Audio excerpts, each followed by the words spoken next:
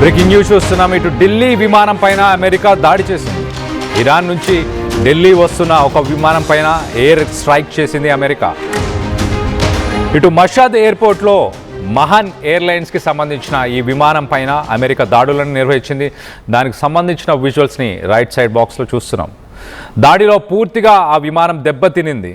ఇటు యుద్ధంలో నష్టపోయిన ఇరాన్కి ఇండియా హ్యుమానిటేరియన్ ఎయిడ్ అంటే మానవతా సాయంతో ఇటు మందులు అలాగే వైద్య పరికరాలను రవాణా కోసం వీటన్నిటిని తీసుకెళ్లడానికి ఇండియా రాబోయే ఆ విమానం పైన అమెరికా దాడులు చేసింది. దాడిపై ఇప్పటికీ ఎటువంటి ప్రకటన అమెరికా చేయలేదు. కానీ ఎయిర్పోర్ట్లో ఆగి ఉన్న సమయంలో ఆ ఎయిర్పోర్ట్లో ఉన్న ఆ ఎయిర్లైన్స్ని దాడి చేసిన విజువల్స్కి సంబంధించి మనం చూస్తున్నాం. బిఫోర్ ఆఫ్టర్ మొదటగా అది అక్కడ పార్క్ చేసి ఉన్న సమయంలో ఇమేజ్, అలాగే దాన్ని స్ట్రైక్ చేసిన ఇమేజ్ కింద రైట్ సైడ్ బాక్స్లో మహాన్ ఎయిర్లైన్స్కి సంబంధించిన ఆ ఫొటోస్ని చూస్తున్నాం. ఇది ఒక కమర్షియల్ ప్యాసింజర్ ఫ్లైట్ అని చెప్పొచ్చు. సాధారణంగా ఇటు మనుషులని సరఫరా చేస్తుంది.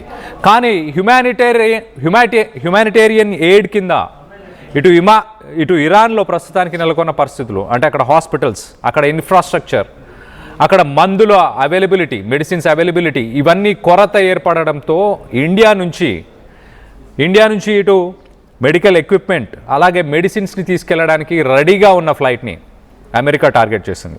ఒకసారి మనం చూస్తే కనుక ఇటు మషద్ అనే ఇంటర్నేషనల్ ఎయిర్పోర్ట్, ఇరాన్లో ఉన్న మషద్ ఇంటర్నేషనల్ ఎయిర్పోర్ట్లో ఆగి ఉన్న సమయంలో ఈ దాడి చేసినట్టు తెలుస్తుంది. వాస్తవానికైతే ఇటు ఇరాన్ నుంచి న్యూఢిల్లీకి వచ్చి ఆ న్యూఢిల్లీలో ఇటు మెడిసిన్స్, మెడికల్ ఎక్విప్మెంట్ ఇవన్నీ తీసుకొని రిటర్న్ వెళ్లాల్సింది. ఇటు రిపోర్ట్స్ చాలా క్లియర్గా ఎయిర్ క్రాఫ్ట్ పూర్తిగా ధ్వంసం అయిపోయిందంటూ ఇటు రిపోర్ట్స్ వస్తున్నాయి. మరో పక్కన ఆ ఫ్లైట్ ఒక కమర్షియల్ ప్యాసింజర్ రూట్లోనే వెళ్తుంది, కానీ ఒక కమర్షియల్ ప్యాసింజర్ ఫ్లైట్ కాదు, ఒక డెడికేటెడ్ హ్యుమానిటేరియన్ ఎయిడ్ ఆపరేషన్కి సంబంధించిన ఫ్లైట్. ఆ ఎయిర్ క్రాఫ్ట్ స్పెసిఫిక్గా ఇండియాలో ఇటు కొంత medical infrastructure, medical equipment, crucial అంటున్నారు, క్రూషియల్ మెడికల్ ఎక్విప్మెంట్, అత్యవసరమైన పరికరాలు అని చెప్పొచ్చు, అలాంటి ఒక ఎక్విప్మెంట్ని తీసుకెళ్లే ప్రయత్నం చేస్తుంది. మొత్తానికైతే ఒక ప్లాన్డ్ కార్గో, ఇటు లైఫ్ సేవింగ్ మెడిసిన్స్, చాలామంది ప్రాణాలను కాపాడడానికి ఉపయోగపడే ఆ మెడిసిన్స్ అలాగే ఎసెన్షియల్ మెడికల్ ఎక్విప్మెంట్ వీటిని తీసుకెళ్లే ప్రయత్నం. ఇండియా ఇటు ఇరాన్కి హ్యుమానిటేరియన్ ఎయిడ్లో అక్కడ హాస్పిటల్ సిచ్యువేషన్, అక్కడ క్షతగాత్రులు ఎవరైతే ఉన్నారో వాళ్ళందరికీ కూడా కొంత ఎక్విప్మెంట్ ఇవ్వాలి, మెడిసిన్స్ ఇవ్వాలి. ఆ హెల్త్ కేర్ సిస్టమ్కి సంబంధించి మనం చూసాం అమెరికా కొన్ని వందలాది లొకేషన్స్లో ఇటు ఇరాన్ పైన దాడులు చేసింది. అందులో స్కూల్స్ ఉన్నాయి, అందులో హాస్పిటల్స్ ఉన్నాయి, అందులో ట్రాన్స్పోర్ట్కి సంబంధించిన వెహికల్స్ని టార్గెట్ చేయడం, ఇవన్నీ కూడా ఒక్కసారిగా హెల్త్ కేర్ సిస్టమ్ అనేది అక్కడ కొలాప్స్ అయింది. ఆ హెల్త్ కేర్ సిస్టమ్కి కొంత ఊరటనివ్వడానికి ఇటు ఇండియా అలాగే ప్రపంచ దేశాలు, మరి ముఖ్యంగా రష్యా, చైనా ఇలాంటి కంట్రీస్ కూడా ఇటు మెడికల్ ఎక్విప్మెంట్ని అలాగే ఇటు హ్యుమానిటేరియన్ ఎయిడ్ కింద కొంత క్రిటికల్ ఎక్విప్మెంట్, మెడిసిన్స్ వీటన్నిటిని పంపిస్తున్నాయి. అందులో భాగంగానే ఇటు ఇండియాకి రావాల్సిన ఫ్లైట్ని, మరి ఆ కమర్షియల్ ఫ్లైట్ని ఎందుకు టార్గెట్ చేసింది అమెరికా? కావాలనే ఇటు అక్కడ ఉండే వాళ్ళకి మెడిసిన్స్ అందకూడదన్న ఉద్దేశంతోనైనా మనం చూడొచ్చు. ఒక సివిలియన్స్ని ట్రాన్స్పోర్ట్ చేసే నార్మల్ ఫ్లైట్ అని చెప్పొచ్చు. సాధారణ ప్రజలు ప్రయాణిస్తుంటారు. ఒక యుద్ధానికి సంబంధించిన ఫ్లైట్ కాదు, ఒక నావీకి సంబంధించిందో ఒక ఎయిర్ ఫోర్స్కి సంబంధించిన ఫ్లైట్ కాదు, నార్మల్ ఫ్లైట్ని కూడా ముందుగానే అమెరికాకి ఈ విషయం తెలుసా? అందుకే టార్గెట్ చేశారా? మొత్తం మీద అమెరికా దీని మీద ప్రస్తుతానికి ఎలాంటి ఒఫీషియల్ స్టేట్మెంట్ అయితే రిలీజ్ చేయలేదు. ఆ ఎయిర్ స్ట్రైక్కి సంబంధించి కూడా ఎలాంటి ఒఫీషియల్ స్టేట్మెంట్ అయితే రిలీజ్ చేయలేదు. ఈ ఇన్సిడెంట్ ఒక్కసారిగా ఇటు సివిలియన్ ఏవియేషన్ అలాగే హ్యుమానిటేరియన్ కారిడర్స్ ఏవైతే అలాంటి చర్యలు చేపడుతున్నాయో ప్రపంచ దేశాలు, వాళ్ళందరికీ కూడా ఒక్కసారిగా షాకింగ్ వేవ్స్ పంపించాయి. ఒక సివిలియన్ ఎయిర్ క్రాఫ్ట్ని అమెరికా టార్గెట్ చేయడంపై రానున్న రోజుల్లో ఒకవేళ దాంట్లో సామాన్య ప్రజలు ఉండుంటే ఏంటి పరిస్థితి? నిజంగానే ఇరాన్ నుంచి ఇండియాకి వచ్చే ఫ్లైట్ అయి ఉంటే ఏంటి పరిస్థితి? ఎంతోమంది భారతీయులు తమ ప్రాణాలను కోల్పోయేవాళ్ళు. ఒక సివిలియన్ ఎయిర్ క్రాఫ్ట్ని అమెరికా ఎందుకు టార్గెట్ చేస్తుంది అంటూ ఇటు మొత్తానికైతే ఒక ప్రపంచ దేశాలు ప్రస్తుతానికి చర్చిస్తున్నాయి. మరో పక్కన ఒక ఎయిర్ క్రాఫ్ట్ ఏదైతే మెడికల్ సప్లైస్ని ట్రాన్స్పోర్ట్ చేయడానికి ఇటు ఇంటర్నేషనల్ లాస్, హ్యుమానిటేరియన్ లాస్ అన్నీ కూడా దీనికి ఎగనెస్ట్గా ఉన్నాయి. ఆ రూల్స్, రెగ్యులేషన్స్ని ఏమాత్రం పట్టించుకోవట్లేదు ట్రంప్. ఏ రూల్ అయినా బ్రేక్ చేయడానికి సిద్ధంగా ఉన్నామంటున్నారు.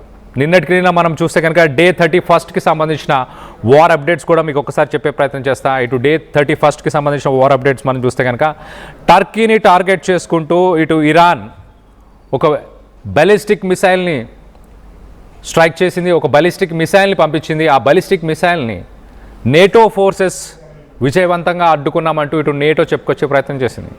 మరో పక్కన ట్రంప్ ఇటు ఇరాన్తో డైరెక్ట్గా మీడియేషన్ టాక్స్లో ఉన్నాము, ఇండైరెక్ట్ టాక్స్లో కూడా ఉన్నాము, మీడియేషన్స్లో ఉన్నాము అంటూ ఇటు ట్రంప్ చెప్తున్నాడు. కానీ మరో పక్కన దాడులను మాత్రం కొనసాగిస్తూనే ఉన్నాడు. ఇటు సౌదీ అరేబియాలో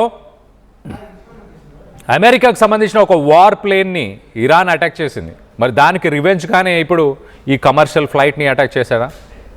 మరో పక్కన బాగ్దాద్ ఇంటర్నేషనల్ ఎయిర్పోర్ట్ని కూడా ప్రస్తుతానికి క్లోజ్ చేశారు. ఇటు ట్రంప్ చేస్తున్న ట్వీట్స్ కావచ్చు, ట్రంప్ మాట్లాడుతున్న మాటల్ని ఒకసారి మనం చూస్తే కనుక యుద్ధం ఇప్పుడే ఆగే అవకాశం లేనట్టు చాలా క్లియర్గా తెలుస్తుంది. మరో పక్కన ఇటు ఆయిల్ ప్రైజెస్, ఇటు యుద్ధం ఆగట్లేదు అన్న సంకేతాలు చాలా క్లియర్గా కనిపిస్తున్నాయి. దాని ఆఫ్టర్ ఎఫెక్ట్స్ చాలా క్లియర్గా ఇటు ఆయిల్ ప్రైజెస్ పైన చూపించబోతున్నాయి. ఆయిల్ ప్రైజెస్ రానున్న రోజుల్లో కూడా ఇంకా ఇంక్రీజ్ అవ్వబోతున్నాయి అంటూ చాలా క్లియర్గా సంకేతాలు తెలుస్తున్నాయి ఇప్పుడు ప్రస్తుతానికి.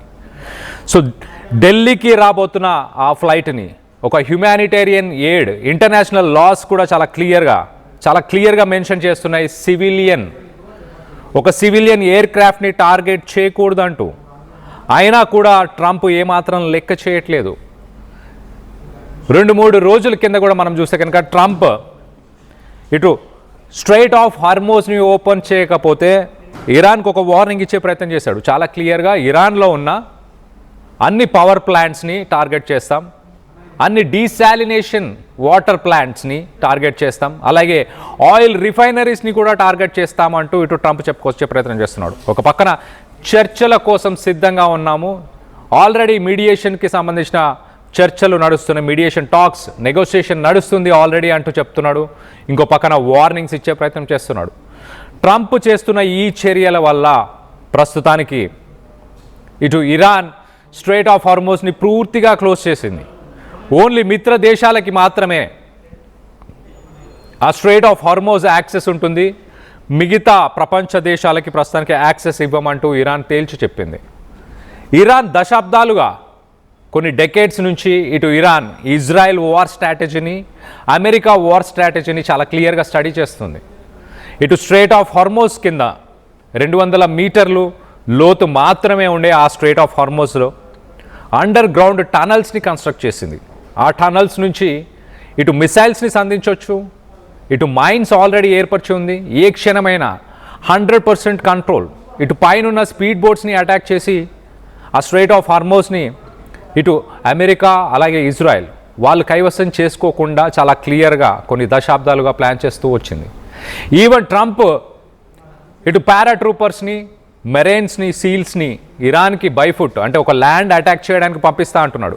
ల్యాండ్ అటాక్ కోసం పంపిస్తే గనక ప్రతి అమెరికన్ సోల్జర్ వెనకకి ఒక శవపేటికలో మాత్రమే వెనకకు వెళ్తారు, ఒక కాఫిన్లో వెనకకు వెళ్తారు అంటూ కాన్ఫిడెంట్గా ఇరాన్ స్టేట్మెంట్ ఇస్తుంది. ఒకవేళ నిజంగానే ట్రంప్ ల్యాండ్ అటాక్కి కనుక వెళ్తే ఘోర పరాజయాన్ని ఇటు ట్రంప్ చవి చూస్తాడు. ఘోర పరాజయాన్ని ఇటు అమెరికన్ సోల్జర్స్ వాళ్ళందరూ కూడా ఈ చేదు అనుభవాన్ని వాళ్ళందరికీ కూడా మిగిలబోతుంది. ఎందుకు అనంటే ఇటు ఇరాన్కి సంబంధించిన జాగ్రఫీ మనం ఒకసారి చూస్తే కనుక కొండ పర్వతాలు, అందులో ఎడారులు, ఇలాంటి లొకేషన్స్. అలాగే ఇరాన్కి సంబంధించిన గవర్నెన్స్ మనం చూస్తే కనుక 61 డివిజన్స్ ఉన్నాయి. ఆ డివిజన్స్ అన్నీ కూడా డీసెంట్రలైజ్డ్, అంటే ఏ రాష్ట్రానికి ఆ రాష్ట్రం ఎలా అయితే ఇండిపెండెంట్గా ఉండొచ్చో ఆర్మీ కూడా ప్రతి రాష్ట్రానికి కనుక ఇప్పుడు ఇండియా మనం ఒక ఎగ్జాంపుల్ తీసుకుంటే ప్రతి రాష్ట్రానికి ఆ రాష్ట్రానికి సరిపడా ఆర్మీ, దానికి సరిపడా వెపన్స్, ఆ వెపన్స్ని రెడీ చేసుకోవడానికి కావాల్సిన అమ్యునేషన్ని రెడీ చేసుకోవడానికి కావాల్సిన ఫ్యాక్టరీస్, ప్రొడక్షన్ కావచ్చు. అంటే కేంద్ర ప్రభుత్వం నుంచి కమాండ్స్ రాకపోయినా ఇండిపెండెంట్గా స్టేట్స్ ఇక్కడ ఇండియాలో ఫంక్షన్ చేస్తే ఎలా ఉంటుందో అలాంటి సిచ్యువేషన్ ప్రస్తుతానికి ఇరాన్లో ఉంది. కేంద్ర ప్రభుత్వం నుంచి అంటే హయ్యర్ సెంట్రల్ కమాండ్ నుంచి ఎలాంటి ఇన్స్ట్రక్షన్స్ రాకపోయినా కూడా ఇరాన్ ఇండిపెండెంట్గా ప్రతి డివిజన్, ప్రతి స్టేట్, అక్కడ ఉన్న రాష్ట్రాలు అనుకోవచ్చు, ఒక రకంగా డివిజన్స్ అంటారు, ఆ డివిజన్స్ అన్నీ కూడా ఇండిపెండెంట్గా వర్క్ చేస్తాయి. సో అలాంటి ఒక సామర్థ్యాన్ని ఇటు ఇరాన్ కొన్ని సంవత్సరాల నుంచి బిల్డ్ చేసుకుంటూ వచ్చింది. అలాగే ఇజ్రాయెల్ గతంలో జూన్ 2025లో చేసిన దాడులు 12 రోజులు ఏదైతే ఆపరేషన్ మిడ్ నైట్ హ్యామర్ అంటూ ఇటు అమెరికా ఇజ్రాయెల్ కలిసి చేసిన దాడులు ఏవైతున్నాయో ఆ దాడులను వాటన్నిటిని కూడా చాలా క్లియర్గా స్టడీ చేశారు. ఇరాన్ ఏం చేస్తుంది, ఇనిషియల్గా ఏం చేస్తుంది, ఒకవేళ ల్యాండ్ మీద అటాక్ చేస్తే అమెరికా ఏం చేస్తుంది, ఇవన్నీ కూడా స్టడీ చేశారు. కాబట్టే ఇటు దేనికైనా సిద్ధం, అమెరికన్ సోల్జర్స్ ఇక్కడ అడుగు పెడితే వెనకకి తిరిగి వెళ్ళే అవకాశం లేదంటూ మొత్తానికైతే ఇరాన్ చాలా కాన్ఫిడెంట్గా ఒక స్టేట్మెంట్ అయితే ఇచ్చింది. ఇటు ఆ మహాన్ అనే ఎయిర్లైన్స్కి సంబంధించి ఒక సివిలియన్ ఎయిర్ క్రాఫ్ట్ని టార్గెట్ చేయకూడదు అంటూ ఇటు ఇంటర్నేషనల్ లాస్ చెప్తున్నాయి, ఇటు హ్యుమానిటేరియన్ లాస్ కూడా చెప్తున్నాయి. అయినా కూడా ట్రంప్ ఎయిర్పోర్ట్లో పార్క్ చేస్తున్న ఒక ఢిల్లీకి రావాల్సిన ఒక ఫ్లైట్, ఆ ఫ్లైట్లో మెడికల్ సప్లైస్, ఇటు medicines, medical equipment, critical equipment ఇలాంటి వాటిని ఇండియా పంపించాలనుకుంది. మొత్తానికైతే ముందుగానే పసిగట్టాడో లేదో ఏమో ట్రంప్, కానీ దాన్ని కూడా దాడి చేశాడు. దీన్ని ప్రస్తుతానికి అందరూ ఖండిస్తున్నారు. దీనికి సంబంధించి మీరేమనుకుంటున్నారు? రానున్న రోజుల్లో ట్రంప్ ల్యాండ్ అటాక్ చేస్తాడని మీరు భావిస్తున్నారా? ఆయిల్ ప్రైజెస్ ఇంకా ఇంక్రీజ్ అయ్యే అవకాశం ఉందా? ఒకవేళ ల్యాండ్ అటాక్ చేసి ఆయిల్ ప్రైజెస్ ఇంక్రీజ్ అవుతే కనుక ఒక గ్లోబల్ రిసెషన్, ఆర్థిక సంక్షోభం అనేది అమెరికాకు రాబోతుంది. ఒక్కసారి అమెరికాకు వస్తే ప్రపంచ దేశాలని అది ఖచ్చితంగా ఎఫెక్ట్ చేయబోతుంది.